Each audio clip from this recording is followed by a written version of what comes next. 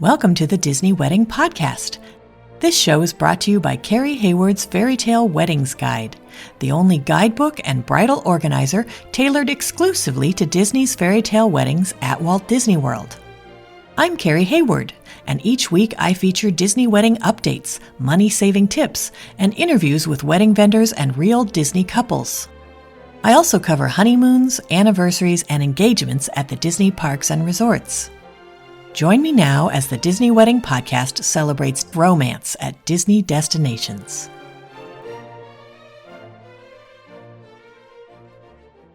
Today on the Disney Wedding Podcast, I am speaking with Disney bride Jenna Williamson about her ceremony at the Tree of Life in Animal Kingdom, with a reception at Citricos and a dessert party at Germany Promenade in EPCOT.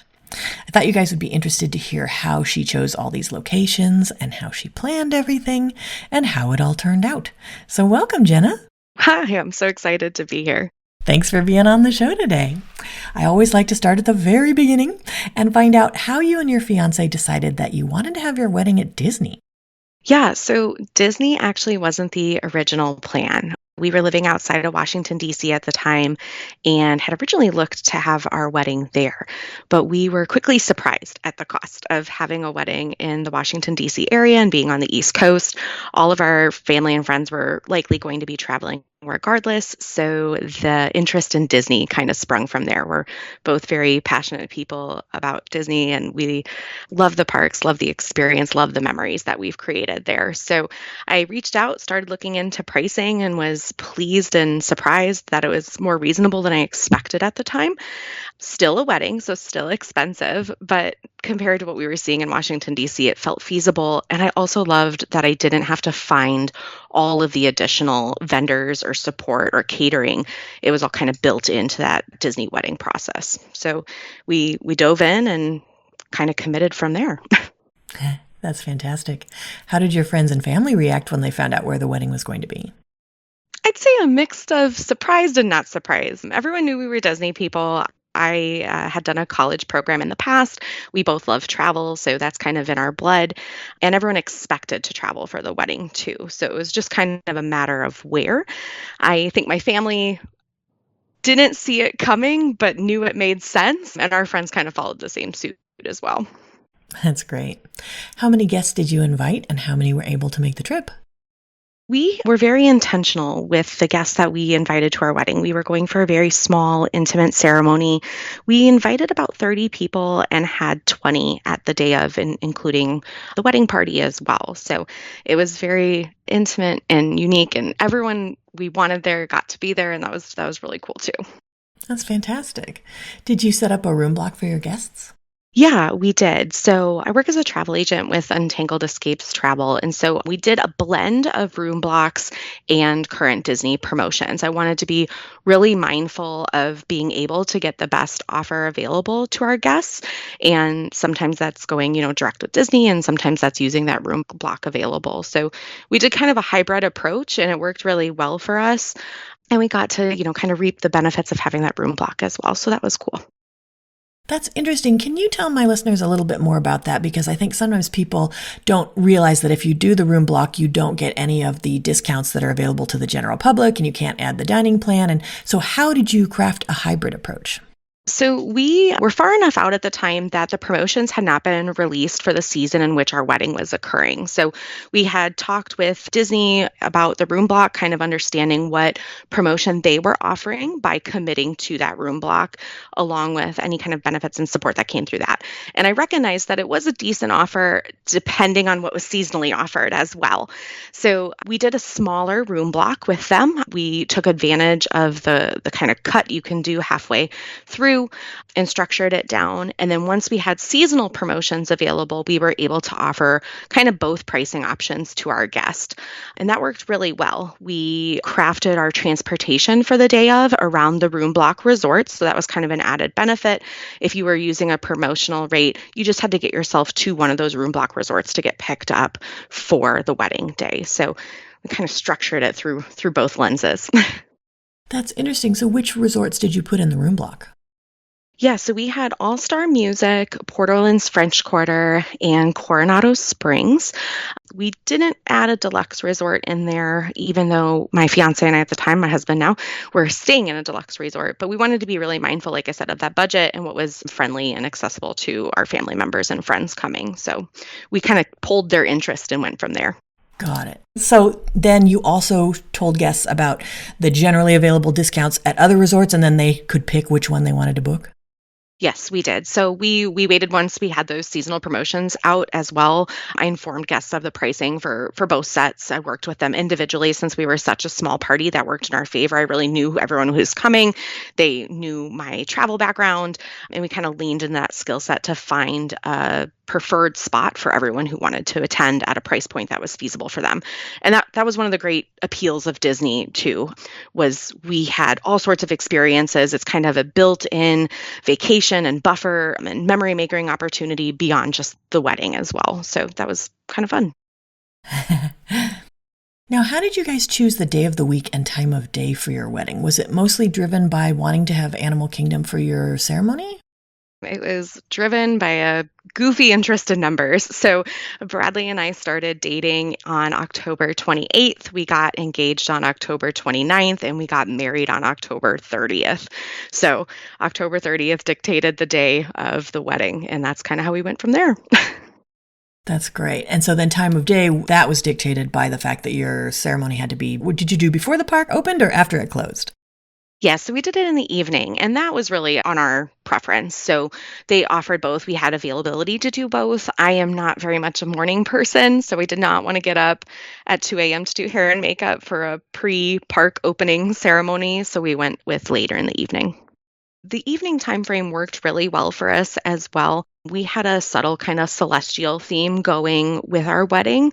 We got married under a full moon, so it was very cool to be in Animal Kingdom in the evening with our subtle stars and moon theming going throughout as well. And the nighttime just spoke to us over the daytime there. That's fantastic. Now, how did you guys choose your ceremony and reception venues? Yeah, this was really hard. So we planned a trip down a few months before the wedding. I say a few months. It was almost a year before the wedding, and walked through the outdoor venues and as many of the indoor venues at the resorts that we could to kind of experience some of the spaces. We really wanted something unique if we were going with Disney. The wedding pavilion's beautiful. It spoke to both of us, but we felt we couldn't replicate a theme park wedding anywhere else. The Tree of Life was very symbolic for us. We loved the idea of like strong roots, reaching branches, growing, the whole circle of life theme. And that's where we settled on. It's where both of kind of our hearts were theme park wise. And it was just a beautiful venue that kind of embraced everything that we believe in as a couple too. Fantastic. And how did you choose Citricos for the reception? Yeah, so Citricos was actually a little bit tricky. So I really wanted to be in the attic. But because of the construction that was going on at the time, it was blocked and not available for events. I love the attic. It's gorgeous. I would recommend it to anybody. It's such a unique space at Walt Disney World. So because that was unavailable, we started looking for secondary spots. And I've always loved the Grand Floridian. I love that grand staircase, the main entrance. Citricos, ever since it's been rethemed, is just truly beautiful and felt like a great spot for brunch. It's also our home resort as DVC members. So this was our first trip being DVC members, and so it was a really great opportunity to kind of explore that new space, and it worked out beautifully. Did you find that you had any issues with all of the restrictions on using Citricos, like where you can set up your cake and the fact that you can't do a dance floor and all that stuff? It was a little bit tricky. I found it frustrating that I couldn't get my hands on the plans of Citricos, like the layout of the tables and whatnot, to kind of have a conversation of where I wanted people seated and where we wanted the cake. But we were very lucky. We met with the manager at Grand Floridian, and he allowed us to walk through the space about 6 months before the wedding. And so from that, we had taken really good photos. And then we had a conversation with our planner to strategically place where we wanted to be seated as the couple, where we wanted our family and friends, decorations, where we wanted the cake. And of course, during this whole conversation, we were just reminded that the seating could change, the layout could change, and to be mindful of that. And we were in the front part of Citricos, so not in that kind of rotunda background. We were in the front half, and that worked very well for our buffet layout too. We didn't find much hardship with the dance floor because we didn't have a dance. Since we were a brunch reception, we cut that as kind of a part of our savings, and it worked out okay. Fantastic. Did you use any outside vendors for the portions of your event which you were able to? I did. We used Crystal Healy Photography for our photos, Brian Bishop Weddings for videography, Stacy Otto did hair and makeup, and they were all excellent. We really enjoyed the experiences we had with those. Crystal did such a great job with our photography in Animal Kingdom. I love the photos I have from her. I'm so happy I decided to use a vendor outside of Disney Fine Arts and Photography. Not that they don't do great. It was just such a different relationship. We knew who we were ahead of time. She knew what my priorities were. And it was just excellent. I love her work. I'm so grateful I used her as my photographer. We also used Brian Bishop Weddings for our videographer, and I found him through a YouTube search. And I would recommend that anyone who's looking for videographers watch some of the work that the videographers are producing. I loved the lighting he used, and that's what stood out to me. I was very worried about having a wedding at night and it being dark, and he brought his own lighting and it added such a value to it. I was also really worried about some of the music that I had seen in videography, and Bishop totally had my back. He told me not to worry about it. He felt he could kind of embrace our essence through music, and he did a really good job. We love the work that we have from him. And then, of course, Stacy Otto's work speaks for herself. She did excellent with hair and makeup. She was a step-in bridal party member for through the whole day. I mean, she zipped up my dress. She helped time and time again, so she was excellent as well. Did you guys pay for any additional lighting at the Tree of Life besides what comes in the ceremony venue fee? We did not pay for any additional lighting. It actually wasn't anything offered to us. When I asked about it, the coordinator for Disney didn't seem particularly concerned about it either. She said it was all included in their packages now, and we felt it was very well lit, actually. I mean, Bishop's extra lighting for the videography was nice to kind of highlight the aisle and where our guests were seated, but we didn't feel like it was exceptionally dark in Animal Kingdom. Oh, that's great to hear. As for the officiant, so we used my sister as my officiant. We did not have a wedding party, so in the traditional sense, I should say. And because of that, I wanted to find a really key role that my sister could play in our day to still be really a central part of it. She's so important than me. We're very close, and it was excellent to have her step in. So we kind of asked her to give us a story and conduct our day, and she stepped into the role really well and did an excellent job, a very good job speaking and capturing us as people with making it feel completely personalized as well. So it was great to have her. That's awesome. Did you guys add any kind of entertainment to the ceremony or the reception? Yeah, we did a couple unique things. So during the ceremony, in addition to, kind of our normal vows and everything, we had added a community vow, which required participation from our guests. So that was unique. We did a ring warming where we passed our rings around and just kind of had everyone look at them and put well wishes into them as well. And we did a unity ceremony during our wedding. I don't know if that's necessarily entertainment, but they were key things that happened.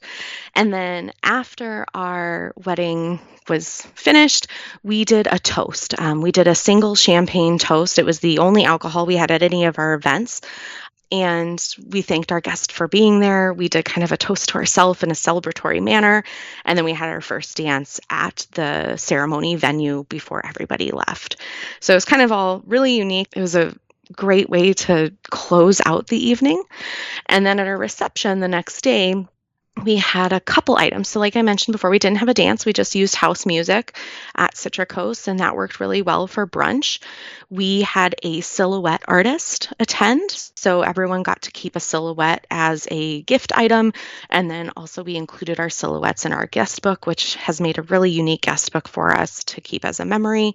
And then we had a very surprise visit from Mickey and Minnie. So that was our exchange for not having a DJ. We had them surprise us during photography. Nobody knew except for Bradley and I.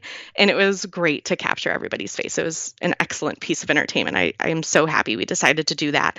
And we added that very last minute, about 4 days before getting there. So I'm happy we did it.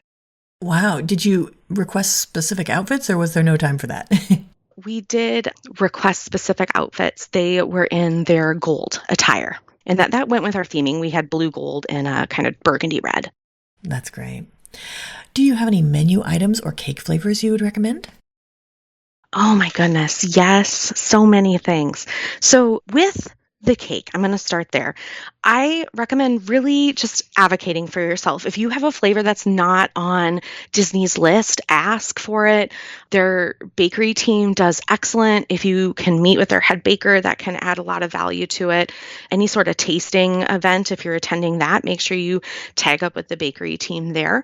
We had a little bit of a fumble with our cake in the beginning. So we had done the cake tasting and had concluded we wanted to do the espresso cake with the guava and cream cheese jam filling.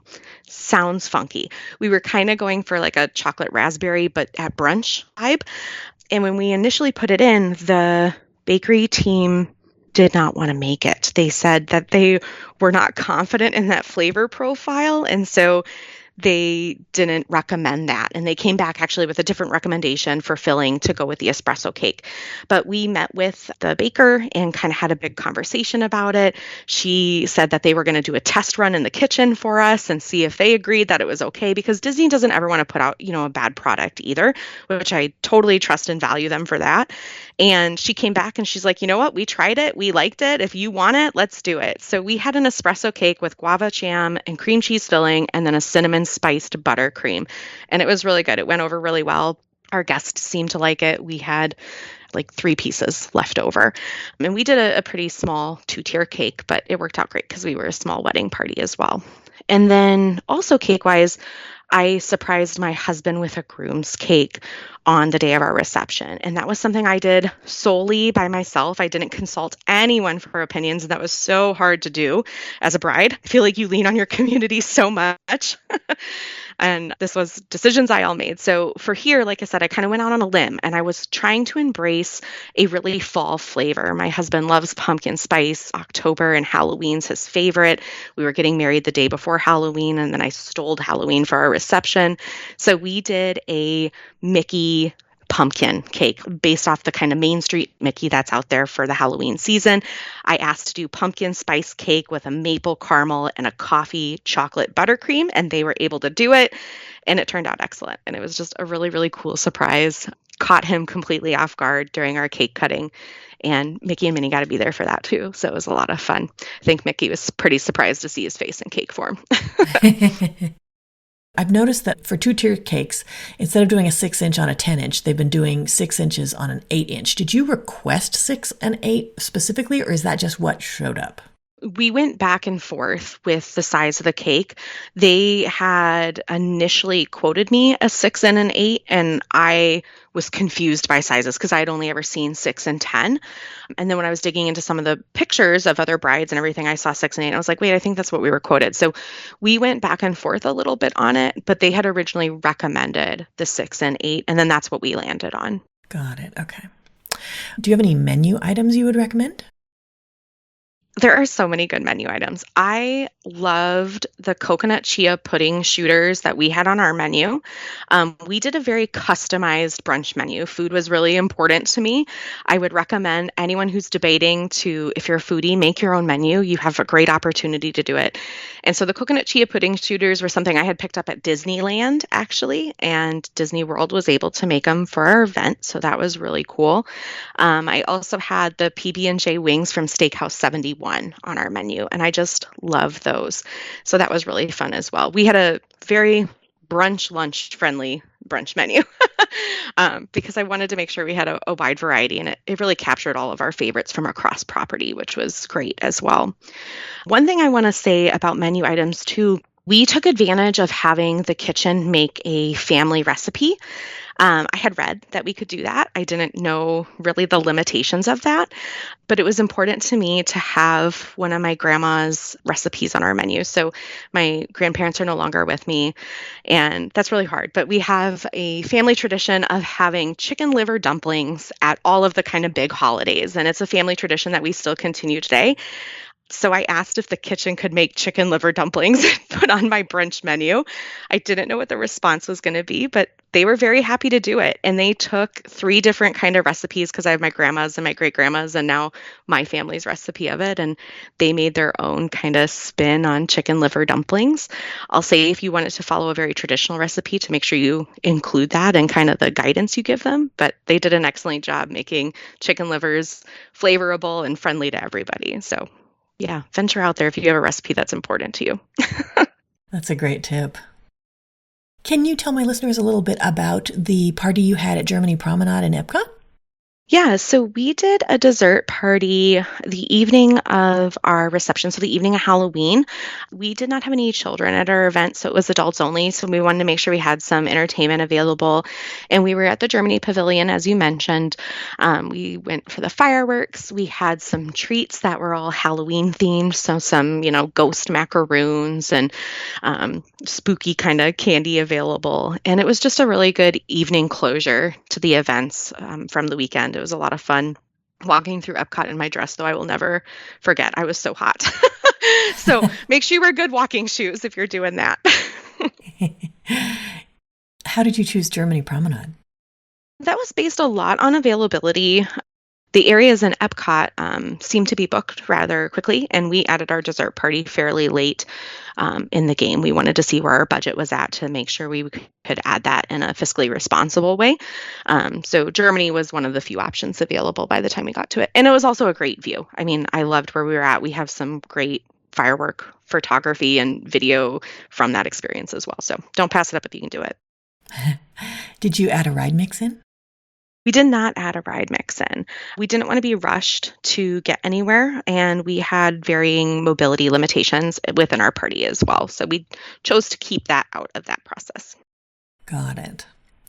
So can you give my listeners a timeline of how the ceremony and the reception and the dessert party all fit together? Yeah, so we started our day on October 30th in the late afternoon when hair and makeup showed up. And they did kind of our team. So my mother's sister, me, my sorority sister, the key players in our wedding day. My husband and I saw each other before the ceremony as well. So he got to participate in all of that, which was really cool and unique. Then we did our first look at Animal Kingdom Lodge at Jumbo House in the kind of main area there. I did a first look with my husband once I was fully dressed. So he got to hang out with us until I put that dress on, and then we took a break. Did a first look there, did a first look with my father, and that's where we got on the shuttle to head to the Animal Kingdom theme park. So we headed all over, walked through the park, got in, had a little bit of time to settle before our guests showed up, which was really great. We walked through with the day of coordination staff on where I was going to kind of be tucked away, how things were going to roll out. And we went through our ceremony. So we had our ceremony. We did our toast at the end of the evening, like I mentioned earlier, our first dance, and then our guests all left. That gave my husband and I some time to get some photos done. We got to have our own kind of private champagne toast because there was a little bit of champagne left, and really enjoy the presence of being in the park. After that, we all went home and went to bed for a quick turnaround. And then the next morning, we had a 1-hour pre-reception for our guests at the Whitehall patio. And that gave us time as the couple and my immediate family to get some photos taken in Grand Floridian. So we took some photography there while our guests enjoyed some light appetizers and coffee. And then we met them there and walked over as a group towards Citricos, had kind of our main entrance, our buffet. From there, Mickey and Minnie arrived. We did our cake cutting. Our silhouette artist was there throughout the event to kind of entertain as we had space available throughout the day. Our normal kind of reception activities occurred there as well. We did a few speeches, our kind of gifts, our guest book, all of that before everyone departed. Some of our guests had to leave after that point, so we did a few final farewells there as well. took a break through the majority of the day. Everyone needed a much needed nap at that point. And then we met up at the front of EPCOT for the dessert party, walked to the dessert party as a group together, watched the fireworks show, and then all walked out together as well before we got to say our final farewells for the evening. It was really a great 2 days. Busy, but a great 2 days. Oh, that's awesome. So out of all of this, what ended up being your favorite memory of your wedding? My favorite memory of the whole event is that moment right before I walked down the aisle. I feel like that was the time I felt all the stress kind of melt away and it was done and it was here and this was it and it was going to be okay. And it was just a really cool, memorable moment. I was in Animal Kingdom, of course, and I'm standing in there with my dad, and all of a sudden, a bat flew out from the little area we were standing, and I was just like, "What? What an odd, serendipitous moment for Animal Kingdom." It was perfect. But yeah, that was it. That little core memory I'll keep forever. That was a free animal encounter. It was. It was. It was pretty cool. So when you guys were planning, what were some of the most important aspects of the event where you focused your attention or your budget? So we spent a lot of time focusing on the food. That was really important to me.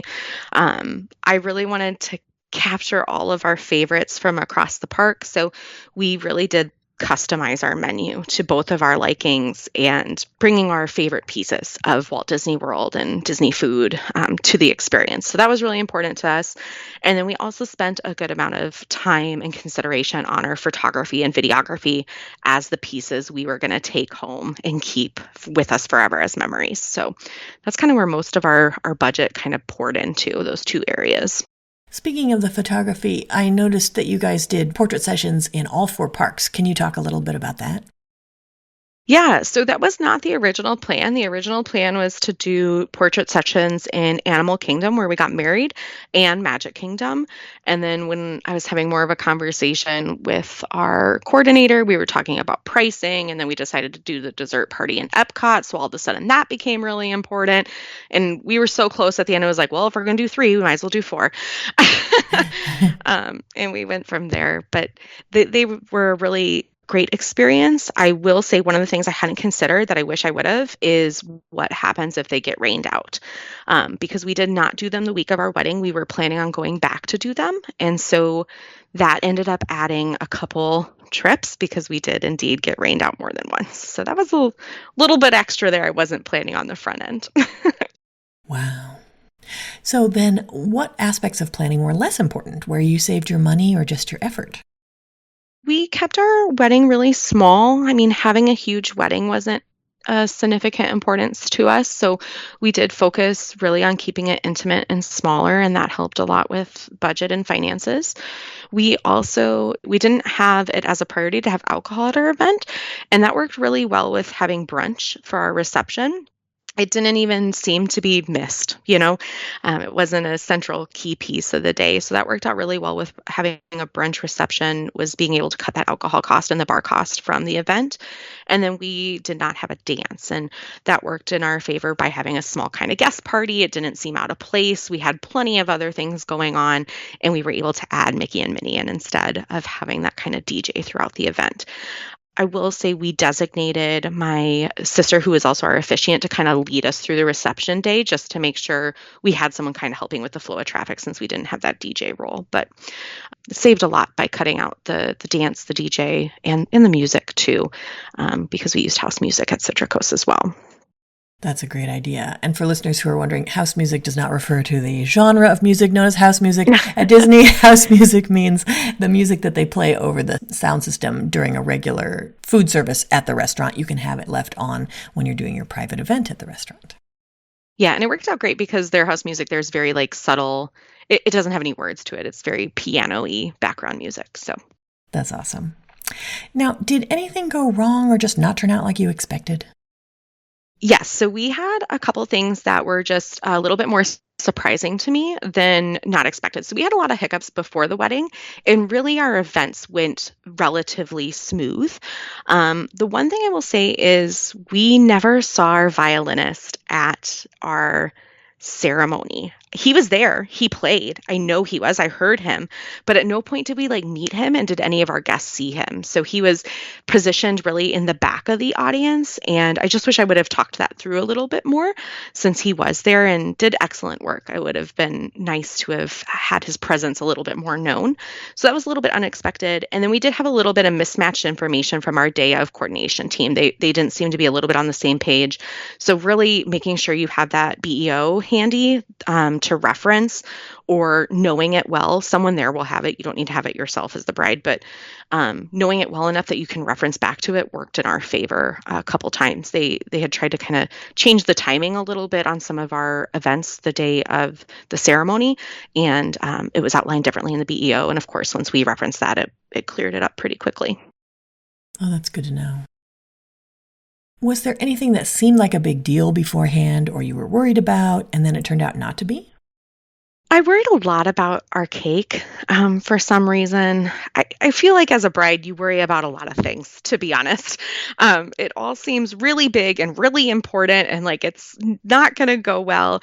But it worked out fine. I worried about the food. I worried about the cake. I worried about making sure our guests were happy and engaged and they felt like they were a part of the experience. That's really what I wanted from it. And at the end of the day, I think it all worked out okay. And I think I added a lot of stress to things that may not have been so important in the end, because all the people I loved and cared about were there. And that's really what mattered. And no one knew if anything was goofy except for me. And my husband, of course, he knew too. But most of the people were just happy to be there and be a part of the show. So that was really cool. That's great. Is there anything you would have done differently knowing what you know now? I would plan much longer in advance. So we did a real 1-year engagement. We kind of dived into Disney very quickly after we had ruled out DC. And I think that little extra time would have been helpful. A little bit more research would have been helpful as well. I would have started talking about my menu with the chef earlier as well, because the pricing for a custom menu takes time because you're working with your planner, who then has to go to the chef, who then has to go back to the planner, then back to you. And doing that more than once does take a decent amount of time. So I would have definitely started on food sooner so that I could have been more mindful of budget as we built it. And that would be my main recommendation, is just adding that extra time in there to kind of slow things down. I also would have focused on getting things in writing, in emails more clearly, and not relying so much just heavily on my memory, making sure I had something to reference to. Those are great tips. Do you have any other tips or advice for future Disney couples? Have fun with it. Try not to get too stressed out about all of it. It really is supposed to be fun and enjoyable and about you and having those nearest and dearest to you. And enjoy Disney too. I mean, Disney wants to please and create magical memories. It's a really cool experience. So don't sell yourself out of it.